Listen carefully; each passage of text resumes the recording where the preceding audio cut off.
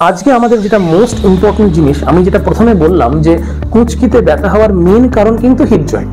এবার এই হিপ জয়েন্টে কি এমন চেঞ্জেস হয় যে যার জন্য আমার ক্ষেত্রে গ্রয়েন পেন এতটা সিভিয়ার হতে আসতে পারে? আর সব থেকে বড় কজ হচ্ছে, আমি যেটা অলরেডি বললাম, ফিমেরো অ্যাসিটাবুলার ইমপিঞ্জমেন্ট, এটাকে আমরা সংক্ষেপে এফএআই বলি। একটা কজ গ্রয়েন পেন ডেভেলপ করা। দেখা গেছে যে এই এফএআই বা ফিমেরো অ্যাসিটাবুলার ইমপিঞ্জমেন্ট এটা বেশ কয়েকভাবে আপনার হিপ জয়েন্টকে এফেক্ট করতে পারে।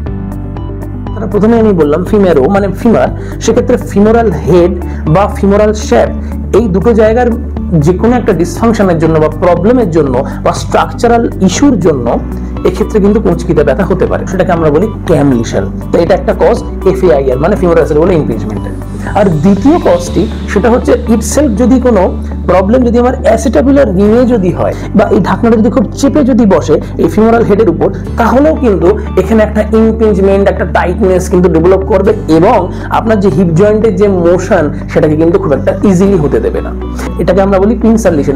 এবার দুটো একসাথে যখন হয় সেটাকে বলে মিক্স টাইপ। তো এই ক্যাম লিশন, পিনসার লিশন বা মিক্স টাইপ, এই তিনটে ক্যাটাগরিতেই আমরা ফিমোরো অ্যাসিটাবুলার ইমপিঞ্জমেন্টের পেশেন্ট পেয়ে থাকি। কিন্তু আমরা বুঝবো কি করে যে আমার পেনটা বা আমার গ্রয়েন পেনটা এই এফএআই বা ফিমোরো অ্যাসিটাবুলার ইমপিঞ্জমেন্টের জন্যই হচ্ছে? আমরা এবার একটু জানবো যে কি কি ফিচার হতে পারে এই ফিমোরো অ্যাসিটাবুলার ইমপিঞ্জমেন্টের ক্ষেত্রে। প্রথম যেটা দেখতে পাওয়া যায় সেটা হচ্ছে পেশেন্ট বলবে আমার ব্যথাটা ঠিক এই জায়গায়, মানে আমি যদি একটু দাঁড়িয়ে দেখাই তাহলে বলবে পেশেন্ট ঠিক এই রকম জায়গায়, মানে আমার হাতের মুভমেন্টটা হচ্ছে কিন্তু সি শেপেড, মানে ইংরেজি সি অক্ষরের মতো, সেটাকে সি সাইন বলে। তো পেশেন্টরা ডিনোট করবে আমার ব্যথাটা ঠিক এই রকম জায়গাতে হচ্ছে। তার সঙ্গে সঙ্গে আরো কিছু টিপিক্যাল সিমটমস থাকে।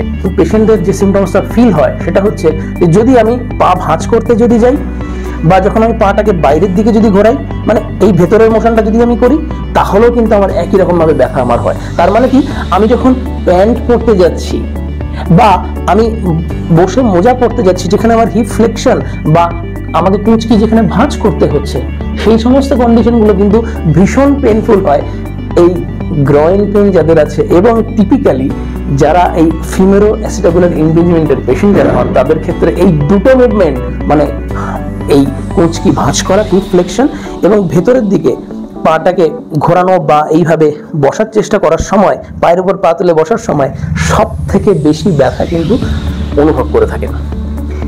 এরপরের যেটা সমস্যা হচ্ছে হাঁটতে গেলে সমস্যা, মানে যখনই পেশেন্ট হাঁটাচলা করবে তখনই এইখানে মানে কুঁচকিতে কিন্তু তারা ব্যথা অনুভব করবে এফএআই যাদের থাকছে, কিংবা সিঁড়ি দিয়ে ওঠানামা করতে গেলে বা বসা থেকে দাঁড়াতে গেলে একটা ক্যাচিং পেন, একটা ক্লিকিং সাউন্ড, একটা খিচ করে একটা শব্দ হওয়া বা একটা ক্র্যাম্পের মতন করে হঠাৎ করে যন্ত্রণাটা ডেভেলপ করা, এগুলোও কিন্তু একটা সিমটমস হিসেবে আমরা পাই।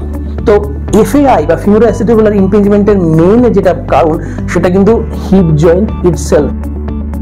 প্রথমে একজন অ্যাকচুয়াল যিনি ফিজিওথেরাপি প্র্যাকটিশনার মানে ফিজিওথেরাপি ডক্টর, তার প্রথম কাজ হচ্ছে ডিফারেন্সিয়েট করা যে ইনগুইনাল হার্নিয়া আছে কিনা, স্যাকুয়াইলিক ডিসফাংশনস আছে কিনা, আদার লাম্বার কোনো প্রবলেম আছে কিনা, এবং আপনার সমস্যাটা মাসেল ওরিয়েন্টেড কিনা, এই সবকটা জিনিসকে আলাদা আলাদা করে বুঝতে হয় এবং সেখান থেকে পেশেন্টের প্রবলেমটাকে প্রপার ওয়েতে জাজমেন্ট করে দেখে বুঝে এবং সব থেকে বড় ব্যাপার এক্সরে করে এটা বুঝতে হয় যে সমস্যাটা এফএআই এর জন্য বা ফিমোরো অ্যাসিটাবুলার ইমপিঞ্জমেন্টের জন্য হচ্ছে কিনা।